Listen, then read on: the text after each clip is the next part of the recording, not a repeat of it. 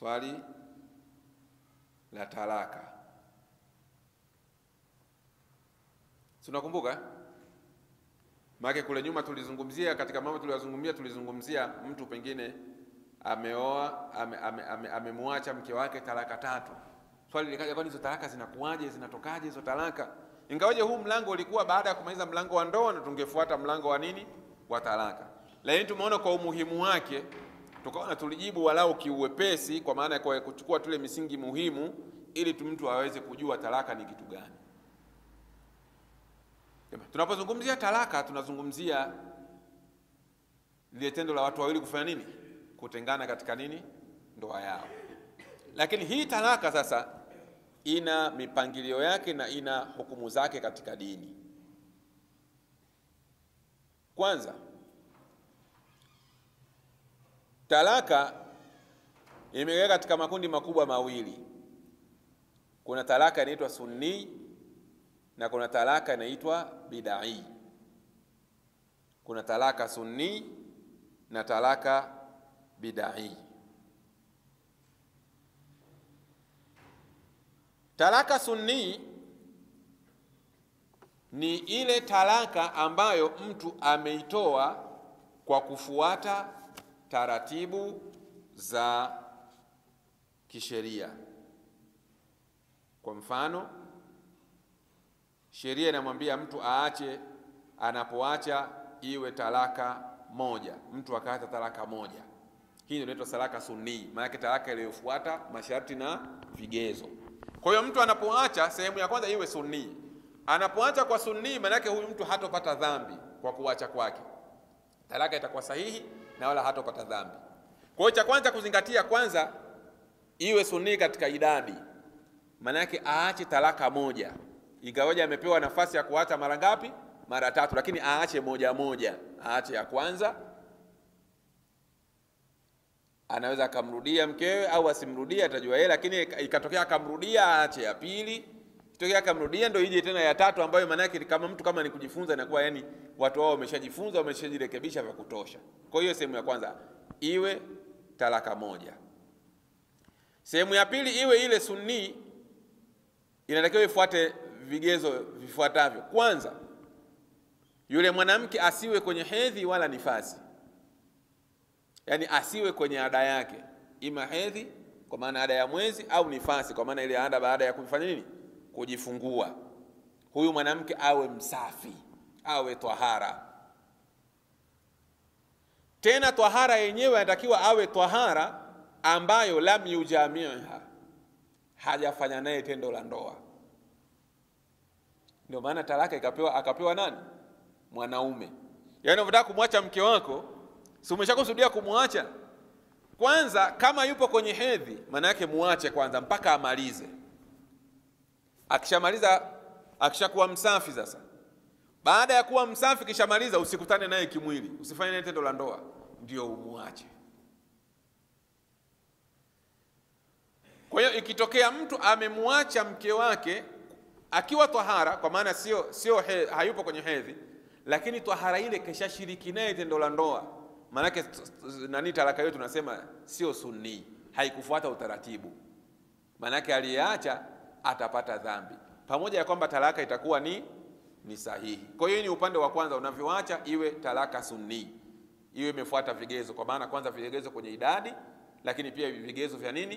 Vya muda. Tukisema vigezo vya muda, maana yake mwanamke asiwe katika hedhi, asiwe katika nifasi, wala asiwe kwenye tahara ambayo umeshiriki naye tendo la ndoa.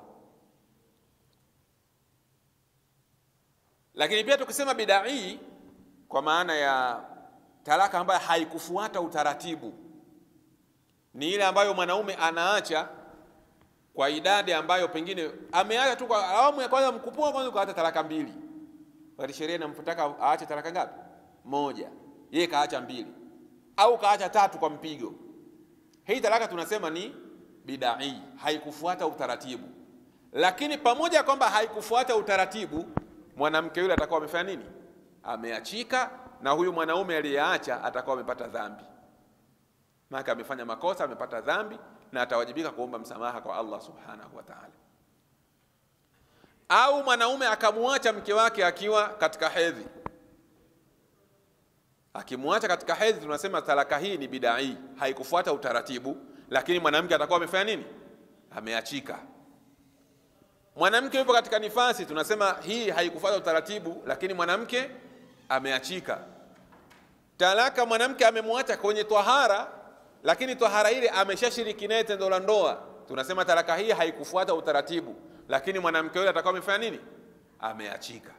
Kwa hiyo hii ndio sehemu ya kwanza tunapozungumzia talaka, inatakiwa iwe ya mtindo huo, kwa maana ifuate utaratibu, iwe sunni na wala isiwe bid'ah. Lakini vyote kwa vyote itakavyokuwa sunni au bid'ah, talaka itakuwa imefanya nini? Mwanamke atakuwa ameachika. Ama sigha au mtindo wa utoaji wa talaka tunatumia nini? Kwenye kutoa talaka, sheria imezungumzia kuna namna mbili za utoaji wa talaka. Sehemu ya kwanza inaitwa sarih na sehemu ya pili inaitwa kinaya. Yani sehemu ya kwanza sarih, tukisema sarih maana yake ni talaka ya wazi, yani matamshi ya wazi. Tukisema kinaya ni matamshi ya mafumbo. Matamshi ya wazi na matamshi ya mafumbo. Mfano, matamshi ya wazi, mtu anapomwambia mke wake nimekuacha, wewe umeshaachika, wewe umeachwa. Maana haya ni matamshi ya wazi, hayahitaji maana nyingine.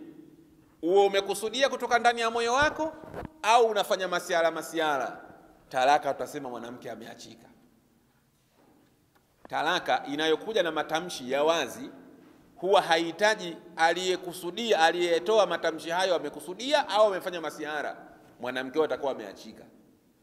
Hii ni lugha tunasema kwamba katika vitu ambavyo havihitaji masihara, sio vya kuchezea kwa mke wako, ni kujua kuwa makini sana na matamshi ya nimekuacha. Yani wewe umekerwa kidogo au hujakerwa, si umefurahi sana, mke wangu nimekuacha, si nimefanya nini? Yani wallahi matamshi hayo ukiyaweka ameachika. Kwa hiyo matamshi ya wazi. Halafu kuna sehemu ya pili, matamshi ya kinaya, tunasema mafumbo.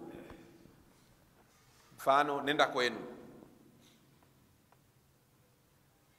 uko huru.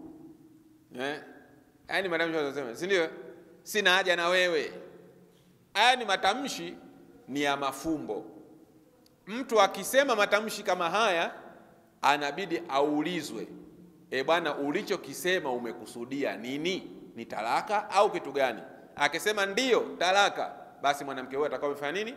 Ameachika. Akisema sio talaka, maana yake huyo mwanamke atakuwa hajaachika.